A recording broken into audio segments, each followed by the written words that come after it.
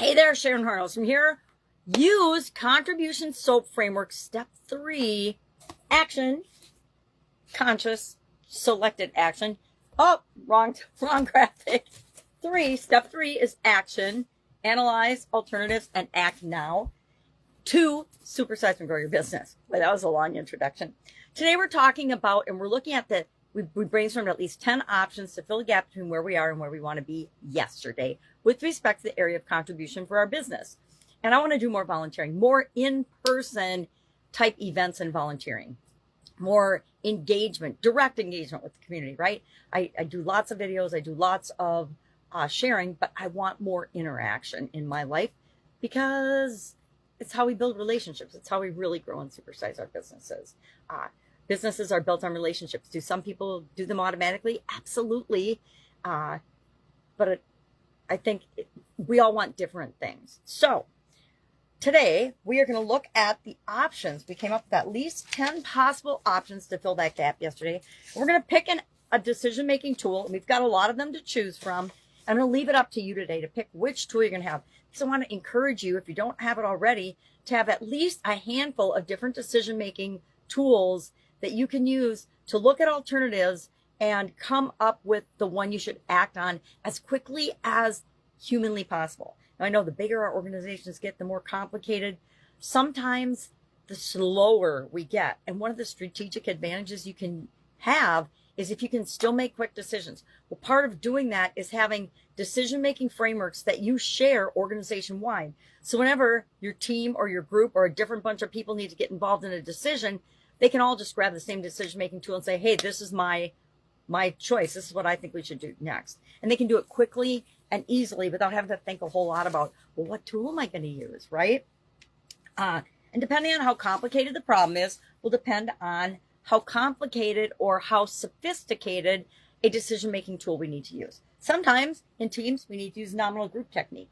I don't know that we've talked about that this year, but we'll give an example of it during one of our challenges, during one of our SOAP frameworks, or maybe even when we do our process, our ideas process at the end of the month, we'll use it just so we can get experience with using it. We could do urine analysis. We know I like that one. Even though it's silly, it's a great tool.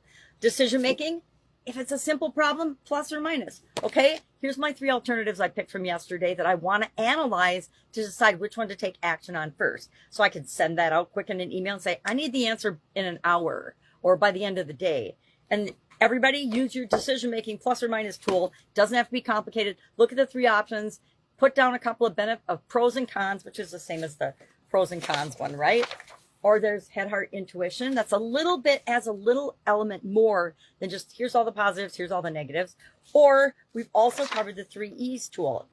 What's the effectiveness, the effort level, and the emotional readiness for us to take this next action or step. So I want you to pick one of these tools, anyone, or a tool that you use yourself. I'm probably going to just do pros and cons because I think I already know what I want to do, but I like to go through the exercise every time we run through the SOAP framework anyway on a conscious level. So at least a dozen times a year, I am consciously going through applying different tools. Why? Because it gives me practice. And the more we practice, the more we do something, the more we use tools, the more they become natural for us. Like I said, this whole SOAP framework thing is so ingrained in my being and in my subconscious. I have to think about it to talk about it in detail. So pick an analyzing tool. I'm not going to put those down. I did that already. Use it on your 3 options. Pick an option and take action today. I mean today. Don't wait. Don't wait a week. Don't put it or send it to committee or a team.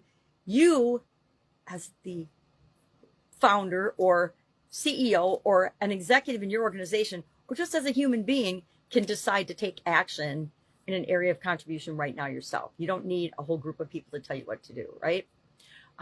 Because otherwise we never get anything done. And if we don't get anything done, if we don't ever take action, we don't get the results we want. We'll get results, but they might not be what we want.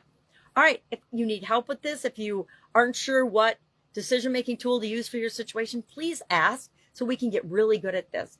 I think one of the areas where businesses and people really struggle in having the success that they want at the speed they want is they can't make decisions. They don't have the ability to make quick decisions, take action, test and tweak, knowing that every decision you make is not going to give you the result that you want.